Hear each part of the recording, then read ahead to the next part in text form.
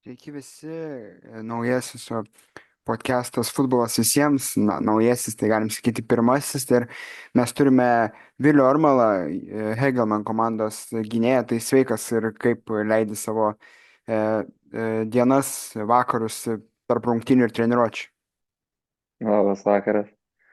E, Priklauso nuo savaitės dienos, bet kadangi šiandien laisvadienis, tai ilsiuosi visą dieną.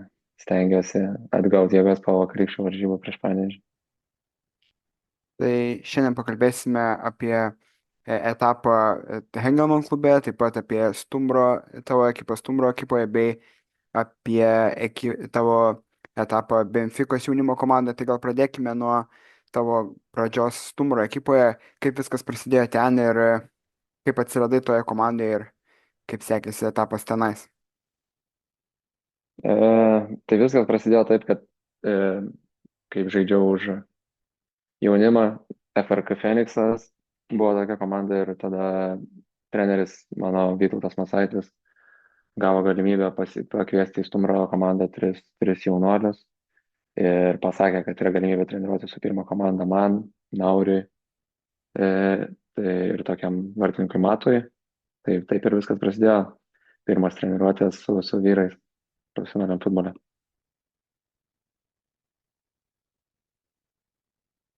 Negirdžiu tave. Paskiau teko išvažiuoti į U23 Benficos komandą. Gal yra žaidėjų iš tos komandos, būtent su kuriais tu žaidėjai, kurie jau pasiekė galbūt patį Benficos lygį arba žaidžia Europoje ir yra pakankamai žinomi žaidėjai. Jo, nemažai tokių žaidėjų tikrai, kurie ten pasiekė ir Benficos lygį ir žaidžia Europoje. Tai nežinau, čia net sunku ką išskirti, kad bijau kažko nepamiršti, bet kaip pavyzdys dabar Benficoje, kaip tik nesenai mačiau, kad sužaidė 100 ten jau varžybų, 100 ar 150, Antonijo Silva vidurio gynėjas. Gonzalo Ramos, tas pats, kur žaidžia PSG.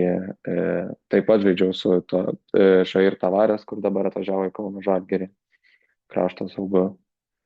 Tai tiesiog čia turbūt reiktų atsidaryti visą tą savo buvusių komandos draugų sąrašą ir manau, jie tikrai žaidžia gerose klubuose.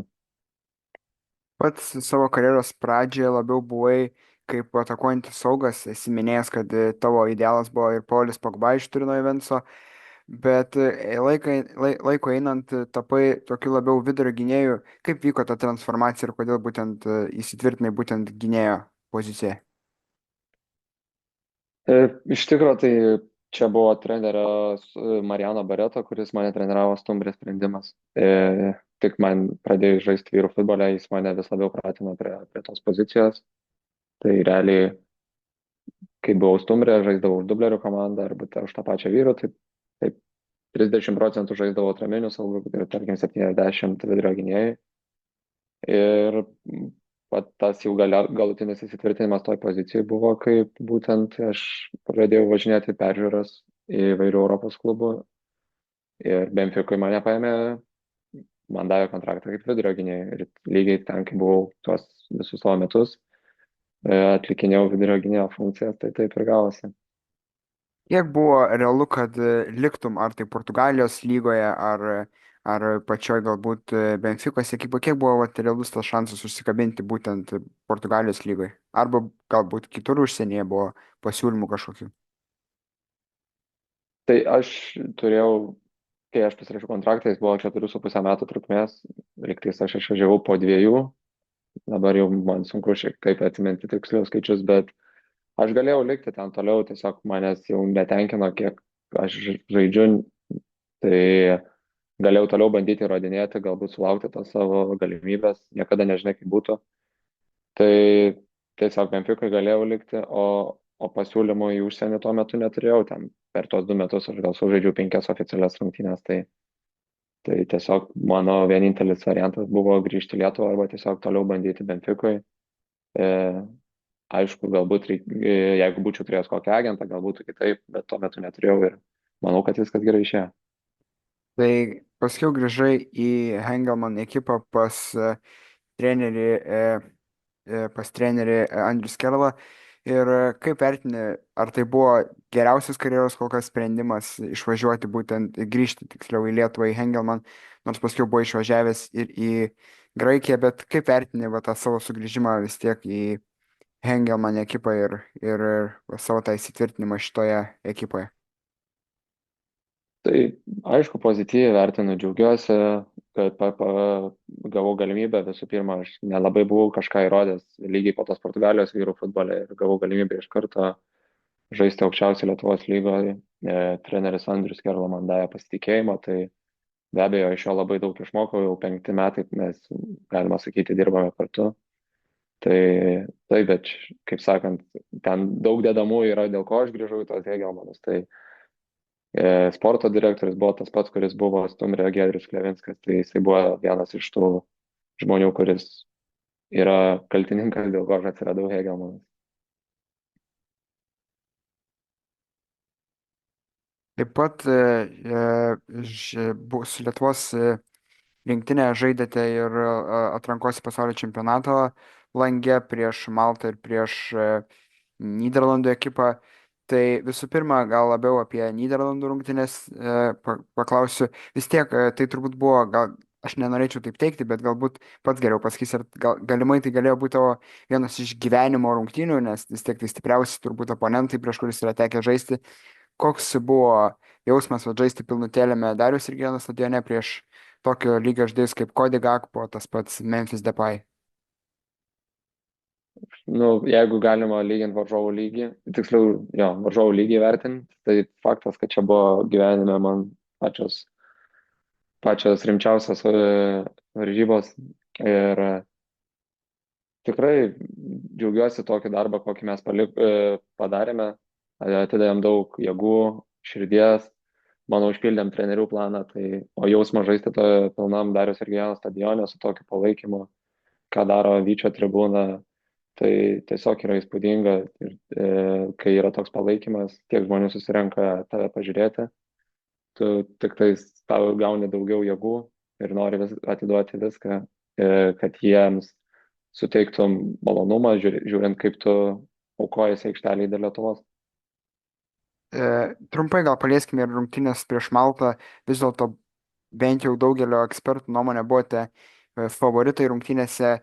E, Kaip patys matėte tą žaidimą, kodėl vis dėlto nepavyko, atrodo, kad vis dėlto žaidžia komanda ir neblogai, bet kodėl nepavyksta tiesiog, atrodo, elementariai tiesiog įmušti įvarčio, nes žaidimas tikrai atrodo žymiai geresnis nei varžovų. Nu, aš tas varžybas praleidau ant suolo, tai man sunku taip kalbėti, nes pats nebuvau aikštėje, bet ką galima kalbėti, vertinant viską po tų rungtynių, tai tiesiog Malta labai gerai galbūt numušinėjo rungtynių tempą, kamuolys labai mažai buvo žaidime, ten kiek mums treneriai sakė, tai ten rekordinis skaičius, kiek kamuolys buvo žaidime, vos net 36 minutės liktais, tai iš 90 žaidimo minučių kamuolys aktyviai žaidėsi tik 36 minutės, tai manau, jie to ir siekia, kad išmuštų mus iš vėžių, buvo nemažai provokacijų, tai galbūt dėl to ir nesigavo tas žaidimas taip, kaip norėtume. Dar grįžkime trumpam į sezoną Hengelman. Žaidėte su komanda ir atrankoje į konferencijų lygą. Ir kaip vertintum patį pasirodymą, komanda nepaverėjo pirmo etapo, bet jau gaunasi toks kaip ir, bent jau viešoje erdvėje toks kaip ir, na, juokas, kad komandai nepavyksta įmušti nei vieno įvarčio dar viso atrankoje, bet kaip tiesiog pats vertintum tą visą šio sezono atranką, būtent europinę? Tai milžiniška patirtis irgi man buvo pirmas toks pasirodymas Europos taurėse, kadangi aš, kaip prieš tai Hegelman žaidė prieš Makedonų komandą, aš buvau traumuotas, tai tikrai tik tais galima įsidėti visas tas minutės į patirties bagažą, išmokti iš padarytų klaidų, galbūt suprasti, kaip vyksta europinės varžybos, kokia tai yra vis tiek įtampa. Ir manau, kad be abejonės galėjom pasirodyti geriau. Manau, namuose mes turėjom geresnės varžybas, mes pralaimėjom didesniu rezultatu. Jeigu būtume įmušę tam pradžioje rungtynių, turėjom neblogų šansų, galimybę įmušti įvartį, tai galėjom tą visą seriją pakreipti visai kitaip.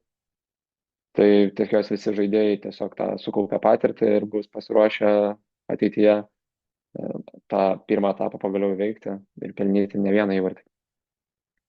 Šiuo metu A lygoje esate stipriai antroje vietoje, atsiliekate nuo Kauno Žalgirio 7 taškais, bet Žalgiris dar turi atsargoje ir vienerias rungtynės. Ir pernai likote irgi antroje vietoje, tai stabilumas jaučiasi iš komandos ir kaip patys vertinate savo sezoną, aišku, jis dar nėra baigtas ir turbūt bandysite, faktas, kad bandysite pasiekti ir pirmą vietą, bet jau tikrai galimybių jų yra mažiau, bet kaip vertinat patį sezoną, nes tikrai komanda su kiekvienais metais jaučiasi, kad stabilėja, nes pernai antra vieta buvo, bet atrodo labiau kaip nustebinusi antra vieta, o šiais metais jau toks visiškai užtikrintumas nuo pirmų kovų.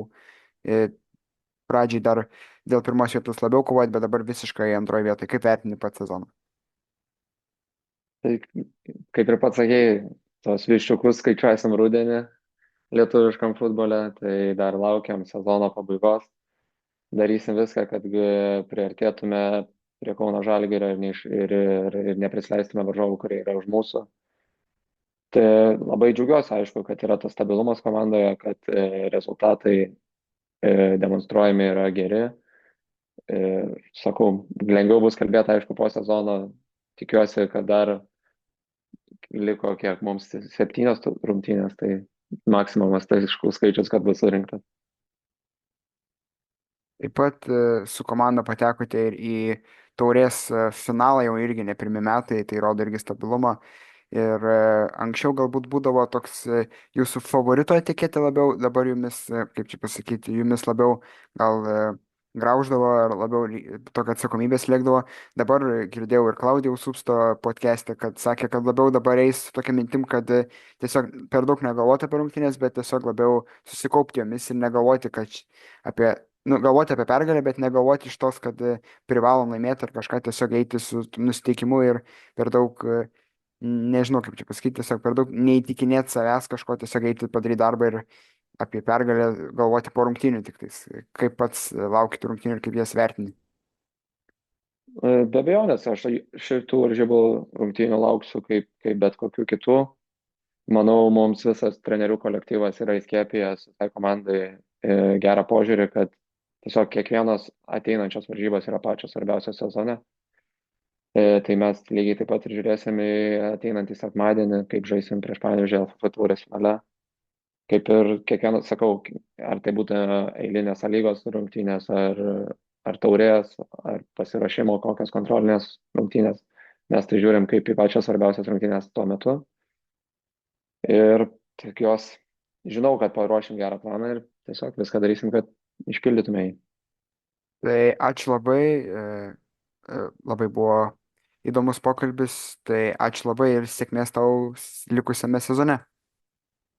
Dėkui labai, ačiū, kad pakvietei, gerą tau vakarą ir žiūrovams linkėjimai. Ačiū, visą gerą. Tai pirmoje mano podcast ar slash laidoje futbolas visiems buvo Kauno rajono Hengelman komandos gynėjas Vilius Armalas.